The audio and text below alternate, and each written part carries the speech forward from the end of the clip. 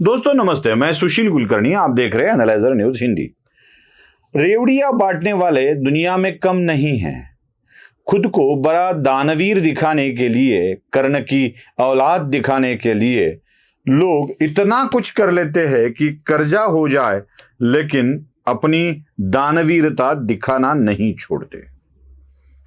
आजकल तो राजनीति में जनसमर्थन मिले इसलिए इन रेवड़ियां बांटने वालों की तादाद बहुत बढ़ गई है। जैसे दिल्ली के मुख्यमंत्री बड़े ही अजब गजब शब्दों में वह बोलते रहते हैं कि कौन कहता है कि सिर्फ इनकम टैक्स से ज्यादा पैसा आता है। वो कहते हैं कि दारू से ज्यादा पैसा आता है, सामान्य व्यक्ति जीएसटी से ज्यादा पैसे देते हैं। तो यह जीएसटी वाला संकलन, दारू वाला संकलन अगर लोगों के काम ही आ जाए तो क्या फर्क पड़ता है, यह कहते रहते हैं। उन्हीं की विचारधारा वाली पार्टी, उन्हीं के पार्टी की सरकार पंजाब में भी आई है। और हाल ही में हमने देखा है कि पंजाब के मुख्यमंत्री, जो स्टैंड अप कॉमेडियन भी है, वो पंजाब के राज्य भवन में जाकर राज्यपाल से मिले और राज्यपाल को एक पत्र भी दे दिया। वह पत्र भी मैं आपको दिखा रहा हूं। पंजाब के मुख्यमंत्री ने राज्यपाल से यह अनुरोध किया कि केंद्र सरकार ने जो कर्जा हमें दिया है उस कर्जे की रिकवरी ना की जाए, क्योंकि बहुत ही खस्ता हाल है। राज्य के टोटल इकोनॉमी का 20% हिस्सा फिलहाल तो कर्जों के ब्याज देने में ही खर्चा हो रहा है। इन रेवड़ियां बांटने की आदत एक राज्य को कैसे बर्बाद कर देती है, इसी का यह उदाहरण है। मैं आपको कुछ आंकड़े दिखा रहा हूं। 2002 में जब कांग्रेस की सरकार थी, कैप्टन अमरिंदर सिंह मान इसके प्रमुख थे, तब पंजाब सरकार के ऊपर जो कर्जा था वो रकम थी 36,854 करोड़ रुपए।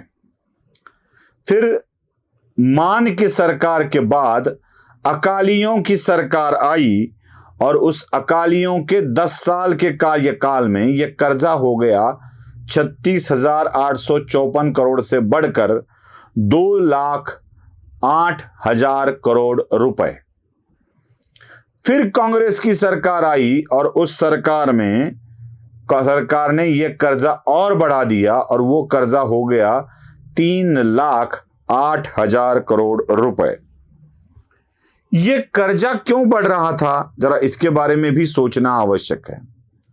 दोस्तों, होता ऐसे है कि केवल चुनावी राजनीति को सामने रखकर या वोट बैंक को सामने रखकर एक राज्य अपने आप को कंगाल कैसे कर देता है, यह इसका उदाहरण है। 1997 में पंजाब के मुख्यमंत्री के तौर पर राजिंदर कौर थे और इस राजिंदर कौर साहब ने बिजली के बिल के ऊपर सब्सिडी देना, यानी कम बिजली बिल देने की घोषणा कर दी थी। मैं आपको बता दूं, गत 26 साल में 1,38,000 करोड़ रुपए सिर्फ बिजली के सब्सिडी पर गवर्नमेंट के खर्चे हुए हैं। मतलब बिजली विभाग से बिजली किसानों को मिलती तो है, लेकिन सरकार को, बिजली विभाग को वह पैसे देने होते हैं। 1,38,000 करोड़ रुपए पंजाब की सरकार बिजली के सब्सिडी पर खर्च करती है। जब ये राजिंदर कौर साहब ने ये घोषणा की थी 1997 में, तो 1997 और 98 इस अकेले साल में 604 करोड़ रुपए 604 करोड़ 57 लाख रुपए बिजली की सब्सिडी पर उस साल में खर्चे हुए थे। उसके बाद तो यह आंकड़ा बढ़ता ही चला गया। पिछले साल की, मतलब 2021-22 के अर्थसंकल्प में यह आंकड़ा 20,243 करोड़ तक चला गया। पिछले साल का ही जो वित्तीय घाटा हुआ उसमें 20,443 करोड़ रुपए चले गए। मतलब एक अकेली बिजली पर 1,38,000 करोड़ रुपए सरकार खर्च करती है तो सरकार का कर्जा बढ़ेगा नहीं तो क्या होगा। ठीक है, ऐसी ही बात जो दिल्ली में चल रही है, इसको फ्री, उसको फ्री, ये फ्री, पानी फ्री, बिजली फ्री, ट्रांसपोर्टेशन फ्री।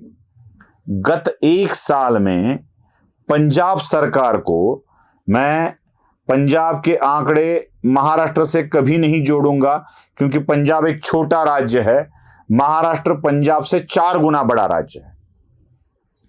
पंजाब के परिवहन विभाग को सरकार को फ्री प्रवास करने के लिए कितने पैसे दिए होंगे? ये पैसे दिए जाते हैं 547 करोड़ रुपए।